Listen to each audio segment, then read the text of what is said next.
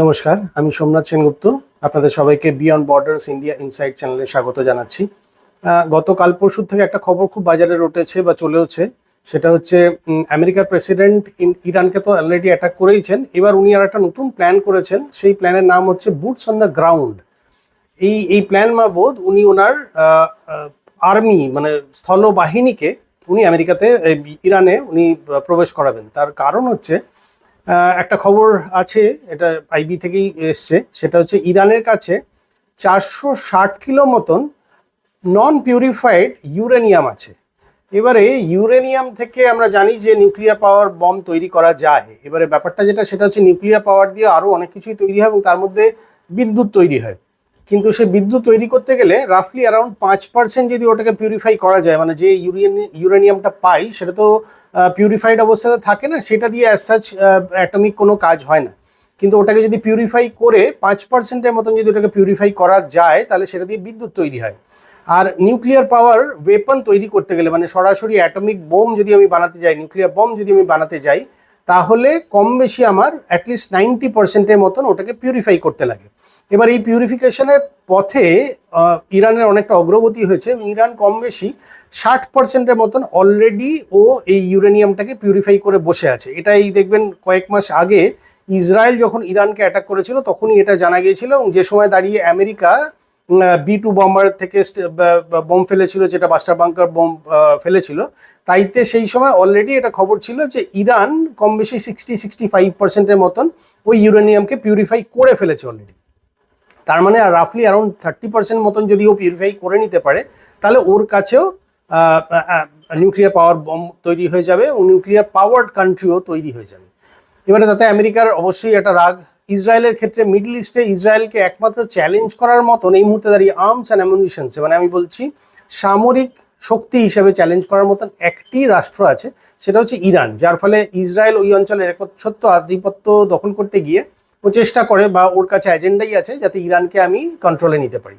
এবার আমেরিকার ক্ষেত্রে এটা কি? আমেরিকার ক্ষেত্রে ব্যাপারটা হচ্ছে ইরানের, দেখবেন ইরাককেও আগেই কন্ট্রোলে নিয়ে নিয়েছে। ইরাকটা বেসিক্যালি আজকের দিনে আমেরিকারই একটা এক্সটেন্ডেড পার্ট হয়ে গেছে। তার কারণ হচ্ছে যে বা যারা আমেরিকার স্বার্থের এগেনস্টে যাবে, আমেরিকা তাদেরকে সবসময় অ্যাটাক করবে, বা কম শক্তিধর হলে তাকেও ছিঁড়ে খাবে, এরকম একটা গল্প থাকে, সেটা বরাবরই। আপনি যদি খেয়াল করে দেখেন তাহলে দেখবেন 2017 থেকে 2021-এর যে 10 ইয়ারটা ছিল, তাতেই ডোনাল্ড ট্রাম্প কিন্তু he was deadly against of Iran, because Iran ওর বশ্যতা স্বীকার করেনি।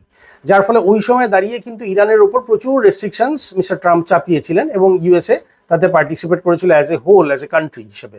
যার ফলে ইরান কিন্তু সেই বিগত তখন থেকেই কিন্তু অত্যাচারটা সহ্য করছে। এবং আপনি যদি দেখেন তাহলে আমেরিকার রক্তচক্ষু কম বেশি 30 বছর বা 30 বছরের বেশি সময় ধরে কিন্তু আমেরিকার দাদাগিরি কে ওর ডিনাই করে এসছে, এবং আমেরিকা বরাবরই ওর উপর দাদাগিরিটা চালানোর চেষ্টা করছে। যাই হোক, এখন এর বক্তব্য সেটা যে 460 কিলো ইউরেনিয়াম, যেটা এখনো কমপ্লিটলি পিউরিফাই করতে পারেনি, সেটা যদি ও পিউরিফাই করে দেয় তাহলে নিউক্লিয়ার পাওয়ার তৈরি হয়ে যাবে। এবং নিউক্লিয়ার পাওয়ার একটা যদি দেশ তৈরি হয়, তাহলে আমেরিকা অত সহজে ওকে গ্রিপে নিতে পারবে না, বা ওর সঙ্গে অত সহজে যুদ্ধ করার সাহসটা দেখাবে না।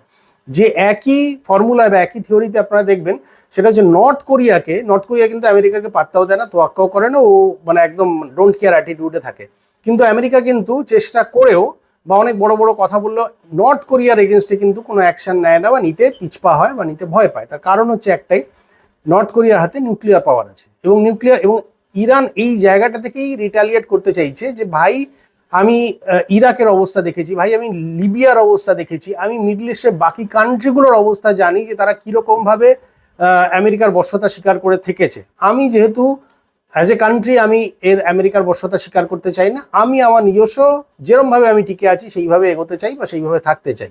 আমেরিকার পক্ষে সেটা সম্ভব না, কারণ কি ওকে তেলের কন্ট্রোল নিতে হবে। এবং আমেরিকার বর্তমান প্রেসিডেন্ট মিস্টার ডোনাল্ড ট্রাম্প, যিনি এখন প্রেসিডেন্ট হয়েছেন, তিনি কিন্তু ইলেকশনে আসার আগে অলরেডি আমরা এটা সবাই জানি যে উনি কিন্তু অয়েল মার্কেটিং বা অয়েল এক্সপ্লোরেশনের যে কোম্পানিজগুলো আছে, সেই লবি থেকে বেশ কিছু $বিলিয়ন কিন্তু উনি পয়সা নিয়েছিলেন বা ফান্ডিং নিয়েছিলেন ওনার ক্যাম্পেইনিং করতে। তার ফলে এখন ওনাকে বাধ্য হয়ে তাদেরকে তো রিটার্ন দিতেই হবে। কাজে ইরানের যেরকম ভেনেজুয়েলাতে যেরকম কন্ট্রোল নিয়েছেন, তো সেই ভেনেজুয়েলার মতনই উনি যদি ইরানের কন্ট্রোলটা নিয়ে দেন, তাহলে প্রায় কি হলো, ইরানে একটা সাবস্ট্যান্সিয়ালি অনেক বড় অ্যামাউন্টের তেল সারা বিশ্বে যায়। তার ফলে একটা বিশ্বে বড় কন্ট্রোল নিতে পারবে আমেরিকা বা বকলমে ডোনাল্ড ট্রাম্প। এবং যেহেতু অয়েল লবির একটা চাপ আছে, কাজে অয়েল লবির যে কোম্পানিজগুলো আছে তাদের থেকে মোটা মুনাফা অর্জন হবে। তো যাই হোক, এবারে এই পথে আমেরিকার পথের কাঁটা হয়ে দাঁড়াচ্ছে ইরান, যেহেতু ইরান চেষ্টা করছে যে নিউক্লিয়ার পাওয়ার্ড একটা কান্ট্রি হতে।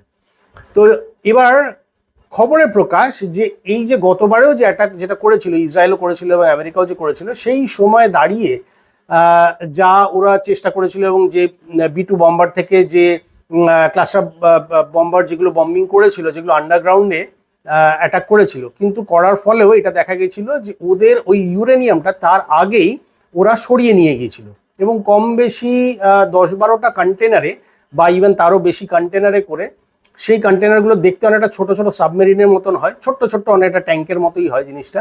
তো সেইভাবে ওরা ওই ইউরেনিয়ামটাকে গ্যাসীয় অবস্থাতে আইদার নাতানস বা আরও কোনো একটা পাহাড়ের অঞ্চলে ওরা সরিয়ে নিয়ে গেছে, এটা খবরে প্রকাশ। এবং যার ফলে এই ইউরেনিয়ামটা কোথায় যে আছে সেইটা এরা খুঁজে বেড়াচ্ছে, ইউএসএ খুঁজে বেড়াচ্ছে। যার ফলে ওদের কাছে খবর আছে এক হচ্ছে নাতানস, আর ইস্পাহানের মতন পার্বত্য যে অঞ্চল, সেই অঞ্চলে প্রায় 200 থেকে 500 ফুট মাটির নিচে গভীরে এই অশোধিত ইউরেনিয়ামটাকে রাখা আছে এবং সেখানে IRGCর কমান্ডোরা সেটাকে পাহারা দিচ্ছে।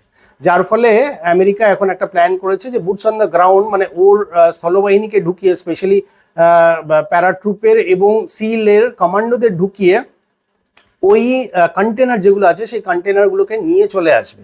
যার ফলে এটা খুব রিস্কি কাজ, যদি করা যায়ও, বা প্রথম কথা কতটা কি করা যাবে জানি না আমরা, করতে গেলে একটা দেশের উপর যদি আপনি স্থলবাহিনীর অ্যাটাক করেন, এটা তো একটা চলছিল যে মিসাইল অ্যাটাক, কখনো এ মারলো কখনো ও মারলো, কিন্তু এরপরে যদি স্থলবাহিনী ঢুকে যায় তাহলে একটা পার্মানেন্ট একটা প্রলং যুদ্ধের দিকে চলে যাবে। এবং সেটা যদি হয় তাহলে কিন্তু অবশ্যই এটার ফল কিন্তু মারাত্মক হবে দেশের জন্য, মিডল ইস্টের জন্য এবং সারা পৃথিবীর জন্য। ইরানকে অলরেডি আমরা দেখে নিয়েছি যে ইরান কিন্তু অত সহজে বাগে আনার দেশ নয়, এবং ইরানের একটা প্রাচীন ঐতিহ্য আছে। এবং যেরকম সেরকম ভাবে কিন্তু ইরানকে যদি কেউ ভেবে থাকে যে ভয় দেখিয়ে বা যুদ্ধ করে ইরানকে কাবু করতে পারবে বা কাবু করা সম্ভব, এটা কিন্তু অলিক একটা স্বপ্ন হয়ে যাচ্ছে। এবং এই যুদ্ধটা কিন্তু ক্রমশ অলরেডি 1 মাসের উপর এক্সটেন্ড করে গেছে, এবং এইভাবে যদি আরও উনি স্থলবাহিনীকে ঢোকান তাহলে কিন্তু ইরানও কমপ্লিট রিটালিয়েট করবে। এবং সেই রিটালিয়েশনে কিন্তু ইরান আগেই বলেছে, আবারও বলে দিয়েছে যে শুধুমাত্র যে ইউএসএ অ্যাটাক হবে তাও নয়, ইউএসএর বাহিনী এবং ইউএসএ কে যে সমস্ত মিডল ইস্টের কান্ট্রি বা যে কোনো কান্ট্রি যে বা যারা সাপোর্ট দিচ্ছে তাদেরকে কিন্তু ইরান অ্যাটাক করবে। সেটা ডাইরেক্টলিও অ্যাটাক করবে, ইনডাইরেক্টলিও অ্যাটাক করবে। এবং শুধু হরমুজ প্রণালী নয়, হরমুজ প্রণালীর সঙ্গে সঙ্গে আর যেসব ইরানের আশেপাশের অঞ্চল দিয়ে যেখান দিয়ে অয়েল যায় বা অয়েল, LNG, LPG যায়, সেগুলো কিন্তু ইরান অ্যাটাক করবে। তো আগামী দিনে যদি এইরকম কোনো ঘটনা ঘটে তাহলে কিন্তু প্রবলেম হবে সারা বিশ্বের জন্য। এবং এটা বুঝতে হবে যে ইরান শুধু ডাইরেক্টলি নয়, ইনডাইরেক্টলি ওরা যেটা এতদিন ধরে করেনি সেটা হচ্ছে ওদেরই আদার এভিনিউজ, যারা বেসিক্যালি যে সমস্ত আমি বিদ্রোহী গোষ্ঠীর নাম করবো এবারে, সেই গোষ্ঠীগুলো কিন্তু ইরানের দ্বারা লালিত পালিত বড় হওয়া এই গোষ্ঠীগুলো। এদের মধ্যে হিজবুল্লাহ আছে, হামাস আছে এবং হুতি আছে। তো হিজবুল্লাহ, হামাস বা হুতি এরা কিন্তু অ্যাকচুয়ালি কম বেশি ইরানের সৃষ্টি বা কম বেশি ইরানের দ্বারা মেনটেইনড হয় এবং কন্ট্রোল হয়। তো এরাও কিন্তু ওয়েল ট্রেইনড, এবং এরাও যদি আগামী দিনে পার্টিসিপেট করে তাহলে কিন্তু যুদ্ধের মোড় অন্যদিকে ঘুরবে এবং সেই যুদ্ধ কিন্তু ভয়ঙ্করের দিকে যাবে।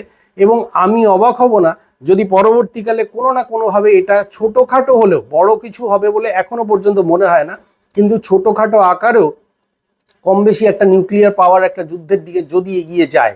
কারণ কি অলরেডি আমেরিকার কিন্তু বহু বিলিয়ন ডলারের ক্ষতি হয়েছে, এবং তার কিন্তু প্রত্যেক দিনের খরচ যদি আমরা দেখি তাহলে আমেরিকার এক একটা মিসাইলের খরচ 3, 4, 5, 6 মিলিয়ন ডলার, এবং তাদের থার্ড থেকে শুরু করে অন্যান্য যে সমস্ত অ্যাটাকিং সিস্টেমের আর্মস রয়েছে সেগুলোর খরচ কিন্তু বহু মিলিয়ন ডলার। ওয়ারাজ ইরানের যে সমস্ত এয়ার ডিফেন্স সিস্টেম বা অ্যাটাকিং সিস্টেমের যে সমস্ত ড্রোন এবং মিসাইলসগুলো রয়েছে সেগুলো কিন্তু ফিউ থাউজেন্ডস ডলার, মানে 10, 12, 15, 20 হাজার ডলারের মধ্যে। যার ফলে আমেরিকা যতই শক্তিশালী হোক, যতই পয়সাওয়ালা একটা দেশ হোক না কেন, এই বিশাল ব্যয়ভার খরচ করে বা বহন করে প্রতিনিয়ত ইরানের সঙ্গে যুদ্ধ করাটা ওর জন্য কিন্তু মোটেই বুদ্ধিমানের কাজ নয়, যেটা সুকুমার রায়ের পাগলা দাশুর মতনই আচরণ করে এর নামটা নিতেও আমার বেসিক্যালি ইচ্ছা করে না। কিন্তু যাই হোক, এই ধরনের একটা পাগল উন্মাদ যে কিনা এটাকে চালিয়ে যাচ্ছে। হাওয়েভার আপাতত আমেরিকার যে প্ল্যান সেটা হলো তাদের কমান্ডো এবং সিল বাহিনীকে নামিয়ে ইরানের নাতানজ বা ইস্ফাহানের মতন যেসব জায়গায় আর তারা আশা করছে যে রয়েছে ইউরেনিয়াম, অশোধিত ইউরেনিয়ামটা রয়েছে, সেই ইউরেনিয়াম সেখান থেকে তারা নিতে পারবে এবং নিয়ে তারা সরিয়ে নিয়ে যাবে, এবং যার ফলে আলটিমেটলি এদের উদ্দেশ্য হচ্ছে কোনো না কোনোভাবে ইরানকে প্রতিহত করা, যাতে তারা নিউক্লিয়ার পাওয়ার্ড একটা নেশন না হয়। এটা হচ্ছে একদম লেটেস্ট একটা গতকালের একটা ইনফরমেশন এসছে, তো এটা আপনাদের সঙ্গে শেয়ার করলাম। আগামী দিনে কিন্তু যদি সত্যি এটা হয় তাহলে কিন্তু এটা যথেষ্ট গুরুতর একটা আকার ধারণ করবে এবং যথেষ্ট সারা বিশ্বের জন্য চিন্তাজনক একটা জায়গায় এসে দাঁড়াবে। তো যদি এরকম হয় তাহলে কিন্তু সবাইকে অ্যালার্ট থাকতে হবে যে এটা কিন্তু আগামী দিনে খুব ভয়ঙ্কর একটা রূপ নেবে। যাই হোক, আপনাদের যদি কোনো মতামত থাকে তাহলে কমেন্ট বক্সে জানাবেন। ভিডিওটি যদি ভালো লাগে তাহলে লাইক, শেয়ার এবং সাবস্ক্রাইব করবেন। ভালো থাকবেন, সাবধানে থাকবেন, নিজের খেয়াল রাখবেন। নমস্কার।